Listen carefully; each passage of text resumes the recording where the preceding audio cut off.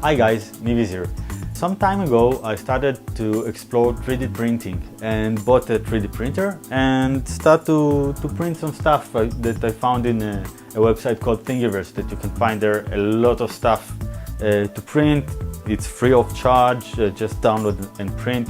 It can be more useful stuff like clips for open bags, for example, or even musical instruments. For example, I printed a fully working electric violin and also fully working drum set. And I thought about stuff that I can design. I am not a designer, but it is very easy to design nowadays because you can download some free software and start experience with 3D printing capable design. You can even design on your iPad if you like. A few days ago I changed and rearranged my studio and I needed a solution for my studio monitors because previously they've just been on my desk and now I put a sort of a shelf to make my screen a little bit higher. So I needed to also to elevate a little bit my studio monitors. I tried to find a design that someone else has already designed that can work with me, but I didn't find one. I thought, okay, it's pretty easy nowadays to design stuff, so I can try to design myself.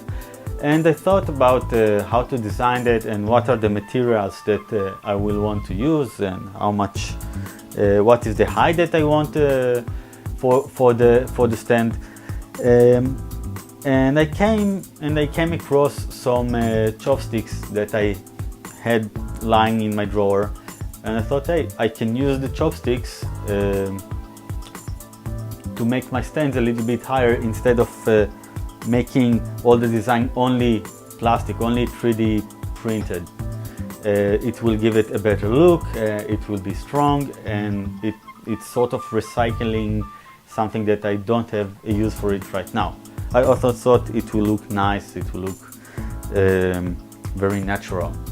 So I designed it and I made a few prototypes and then I built one and you know, experiment with it, find the faulty points of the design and redesign it until I had something that is pretty stable and worked for me. I uploaded to Thingiverse, the website that I talked about earlier, and you can download it yourself and make your own studio monitor stand. It will work with most speakers in that size, and also you can use larger sticks, for example, instead of chopsticks, and make the design a little bit. You can scale it up and then it will work with something heavier than regular studio monitors. So now I'm going to explain how to build it.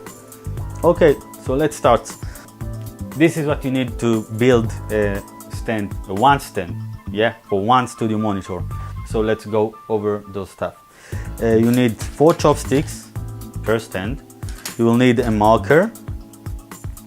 You will need a cutter, hot glue gun, and 2 of the designs that I made. You need to print 2 of those. This is 1, 2 of these, so you can build one stand. It will be something like this, as you can see, and of course you get the picture. So first we need to take one chopstick and then we need to cut it so we will have the widest part of it, so because this will be the strongest part. So we'll take one, for example, I don't know if you can see it, but I will choose to cut it like this. I don't need this part, and I think that something like 10 or 12 centimeters will do fine by me. This is what I needed for my desk. Then I will cut it.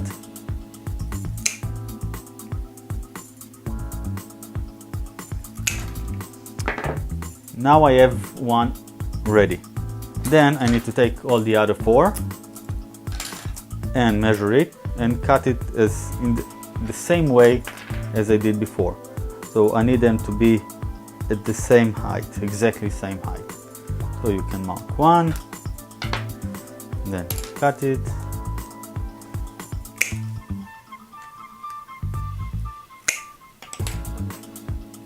Great. And another two.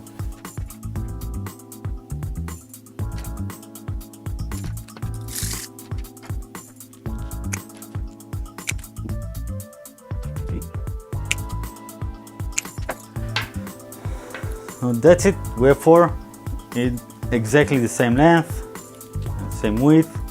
That is great. Go here. Now, what we just left to do, take the hot glue and start pour some glue inside. This is one.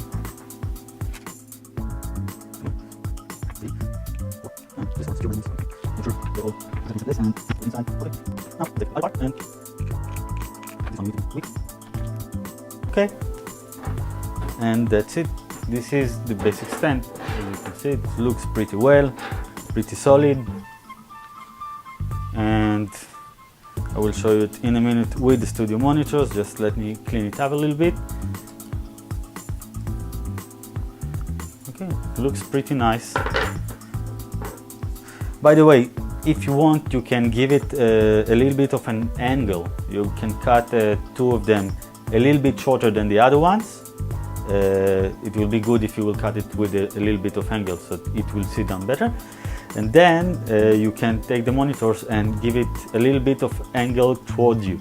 This is what I did with mine. It's just really tiny bit smaller than the other one. Then we take these silica dots.